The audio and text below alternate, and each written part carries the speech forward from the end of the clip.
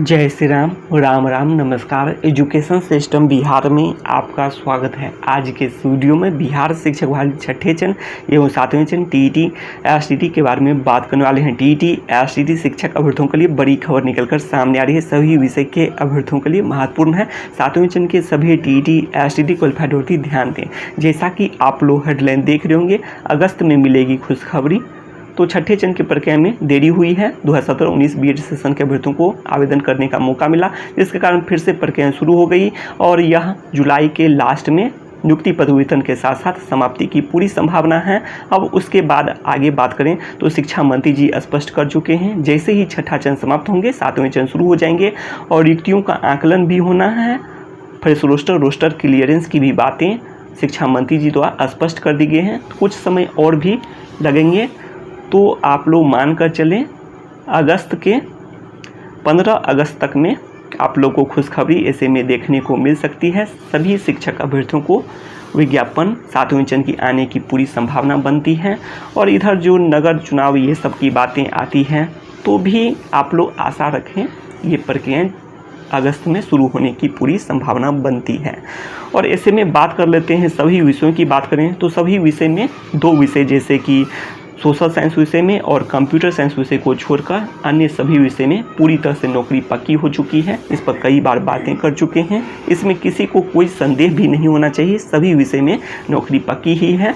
अब आगे बात कर लेते हैं इन दो विषयों की बात करें, सोशल साइंस विषय और कंप्यूटर साइंस विषय। तो देख सकते हैं आप लोग भी कंप्यूटर साइंस की स्थिति भी अच्छी, तो इस पर भी बातें करेंगे। इससे पहले देख लेते हैं सोशल साइंस विषय के अभ्यर्थी के बारे में।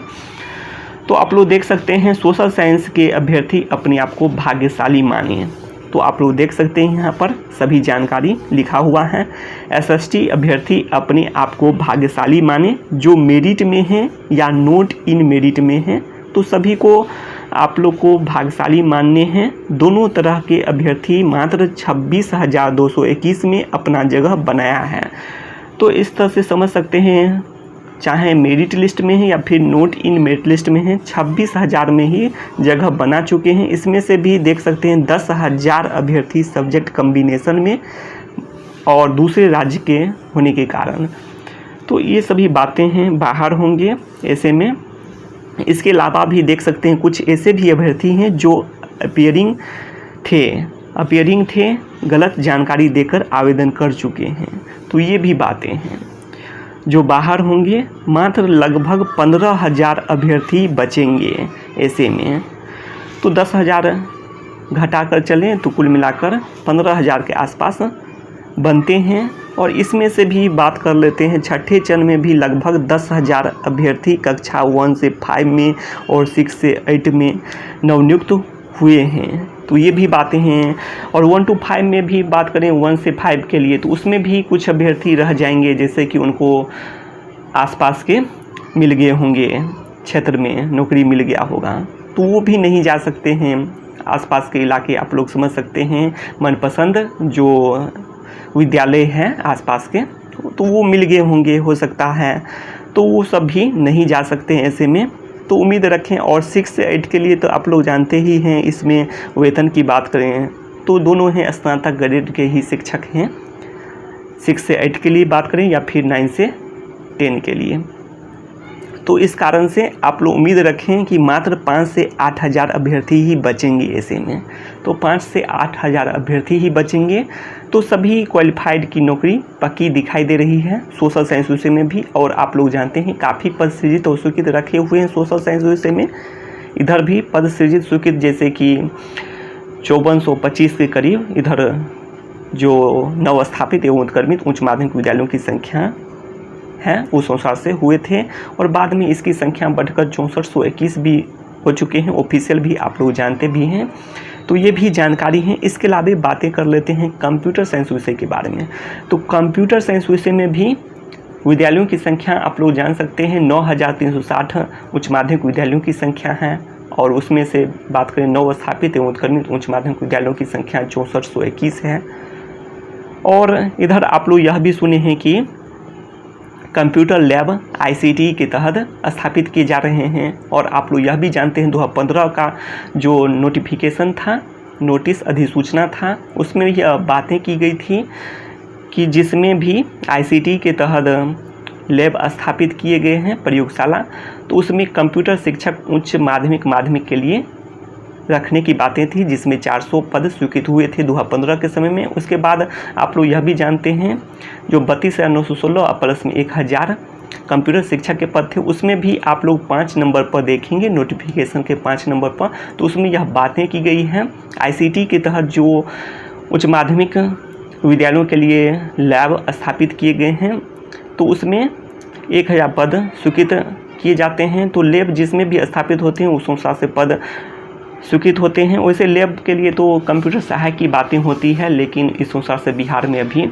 पद सृजित और स्वीकृत किए जा रहे हैं।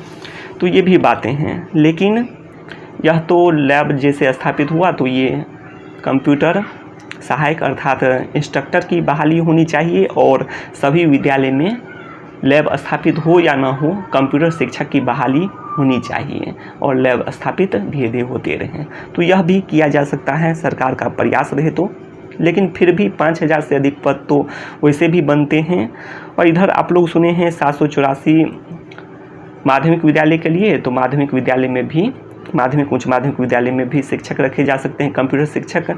और इसके अलावा आप लोग इधर भी सुने हैं 1565। उसके बाद बात कर रहे हैं प्राइमरी में जो मध्य विद्यालय में, उसकी बातें नहीं कर रहे हैं। मध्य विद्यालय में बात करें तो 2 स्टेप है, एक है 1200 के करीब है और 784 माध्यमिक के लिए, 1200 है प्राइमरी के लिए, और दूसरा स्टेप है 1565 माध्यमिक के लिए, और इधर जो बाकी है 2500 में से आप लोग हटा लेंगे तो इतना है करीब करीब प्राइमरी के लिए अर्थात मध्य विद्यालय के लिए हैं।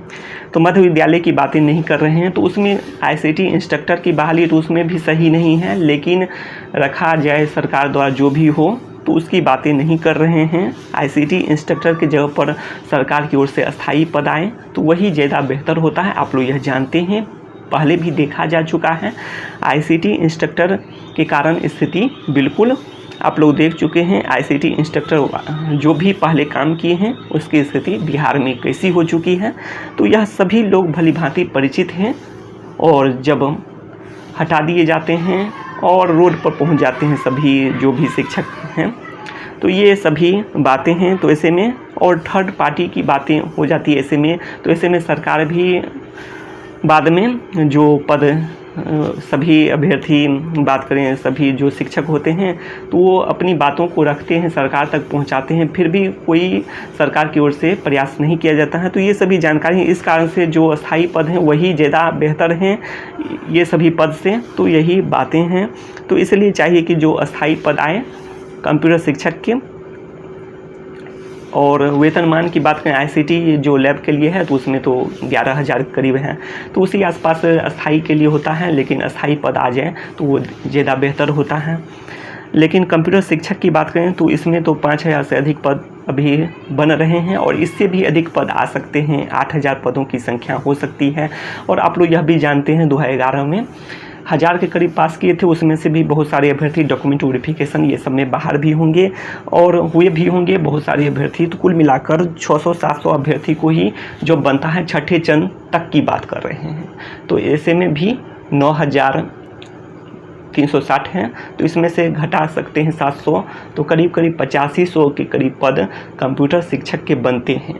तो इतने पद आ सकते हैं, तो ऐसे में कंप्यूटर शिक्षक की स्थिति अच्छी हो सकती है। तो यही बातें हैं। और अन्य सभी विषय की बात करें तो आप लोग को नौकरी पक्की ही समझ